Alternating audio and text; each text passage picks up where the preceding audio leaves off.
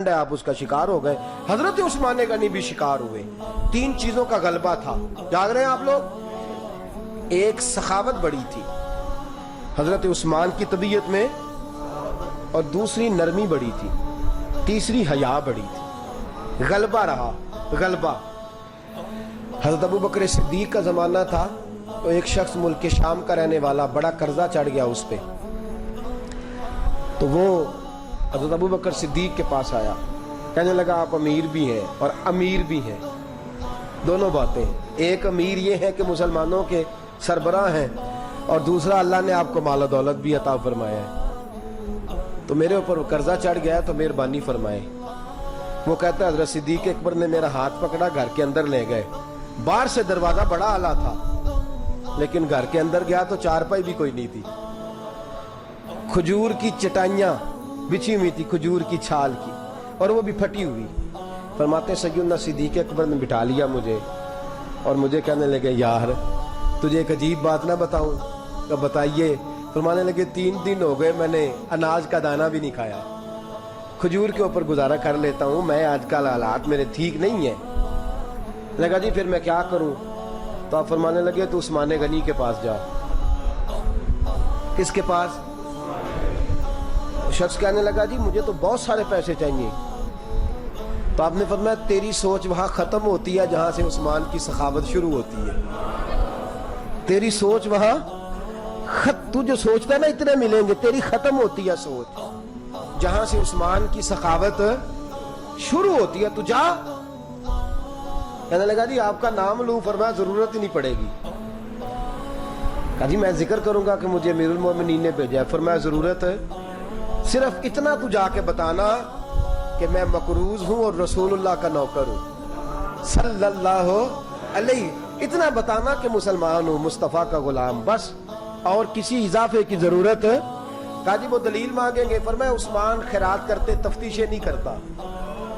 عثمان اللہ کی راہ میں دیتے ہوئے تفتیشیں 10 روپے دینا اور 100 بات سنانا فقیر کو. تک تو نہیں نا 10 روپے اور 100 قسم کے تانے نہ دے تو میاں چشم پوشی کر جا. تجھے کس نے اجازت دی ہے ٹٹولنے کی، ٹھولنے کی اور کرودنے کی؟ یہ حال اگر تیرے ساتھ کیا جائے، رب اگر تجھے ٹٹول کے دے تو تیرا کیا بنے؟ رب کریم اگر تجھے ٹٹول کے دے کہ پہلے بتا نمازیں کتنی پڑھی ہیں، سویرے اٹھتا ہے کہ نہیں، تو تیرا کیا حال ہوگا؟ تو ٹٹولتا پھرتا ہے 10 روپے دینے کے لیے. حضرت عثمان غنی کی عادت نہیں. وہ شخص کہتا ہے میں چلا گیا، پوچھتا پچھاتا دروازے پہ پہنچا، دروازے پہ دستک دی تو حضرت عثمان غنی کے اندر سے بولنے کی آواز ہے. اپنے بچوں کو ڈانٹ رہے ہیں. کہتے ہیں او یار تم لوگ شہد کے اندر، دودھ اندر شہد ملا کے پیتے ہو، خرچہ تھوڑا کم کرو. اتنا خرچہ تم نے بڑھا دیا ہے. تم دودھ کے اندر دودھ بھی میٹھا، شہد بھی میٹھا، ایک چیز کھا لو، کو بیمار ہو 2 چیزیں استعمال کرتے ہو. کہتے ہیں میں نے کہا ابو بکر تو بڑی باتیں بتا رہے تھے.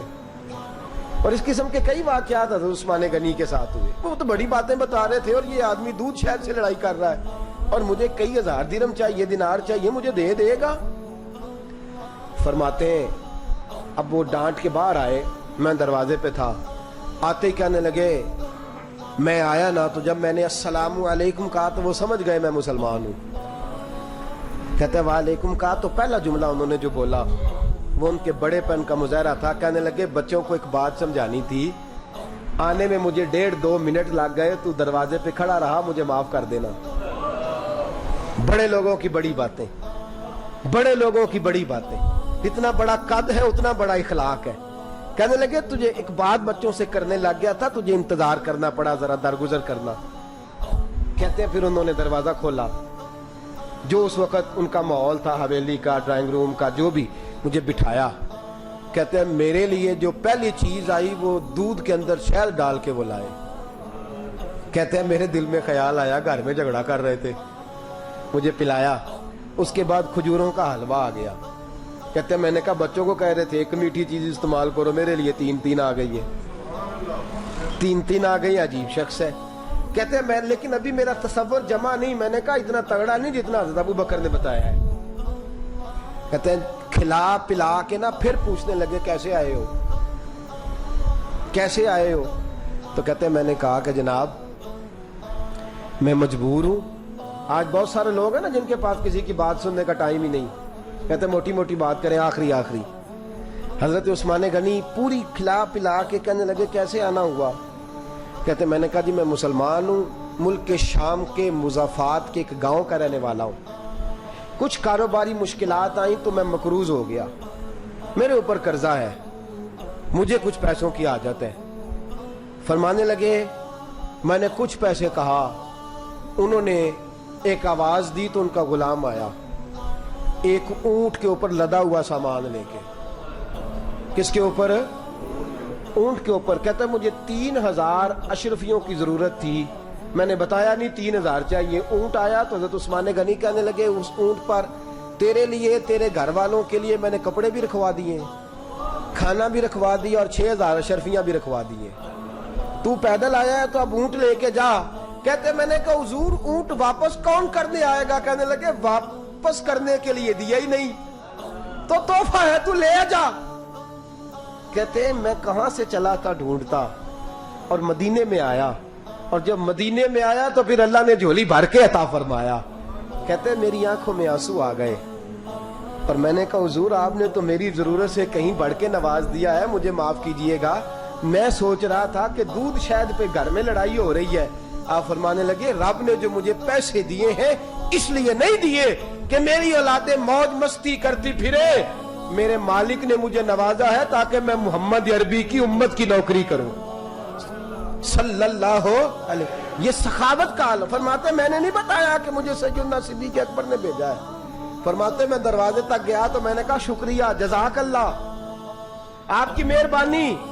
تو مسکرا کے فرمانے لگے میرا شکریہ ادا نہ کر، ابو بکر صدیق کا کر، میرا نہ شکریہ ادا کر، شکریہ ابو بکر صدیق کا جس نے تجھے یہ رستہ دکھایا ہے۔